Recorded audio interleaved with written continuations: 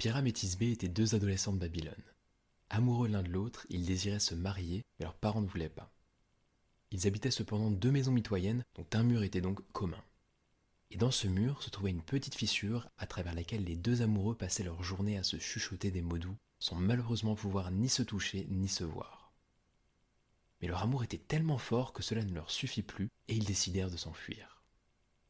Ils avaient prévu de se retrouver près de la tombe de Ninus, sous un grand mûrier blanc et non loin d'un ruisseau, un endroit qu'ils connaissaient tous les deux.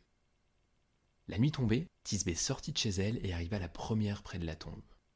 Piram n'était pas encore là et elle se mit à l'attendre quand soudain arriva une lionne, la gueule en sang car elle venait de finir son repas et se dirigeait maintenant vers le ruisseau. Thisbé prit peur, mais dans sa fuite, elle laissa tomber son voile par terre. La lionne le trouva en passant, elle le déchira et le tacha de sang avant de continuer son chemin. Peu après, Piram arriva. Il aperçut le voile ensanglanté et il comprit que Thisbé était morte. Rongé par la culpabilité d'avoir laissé sa jeune amoureuse venir seule dans ce lieu, sans avoir pu la protéger, il s'accusa de sa mort.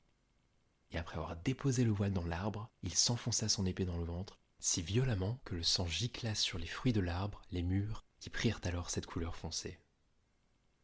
Thisbé décida ensuite de revenir pour trouver Piram, malgré la lionne qui errait peut-être encore dans les parages. Mais elle n'arrivait plus à trouver l'arbre aux fruits blancs dans la nuit et ne vit qu'un arbre sombre.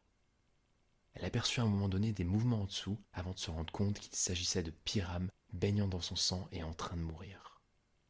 Elle se précipita sur lui, le prit dans ses bras, l'embrassa et obtint de lui un dernier regard. Elle vit ensuite l'épée près du voile déchiqueté et comprit ce qui s'était passé.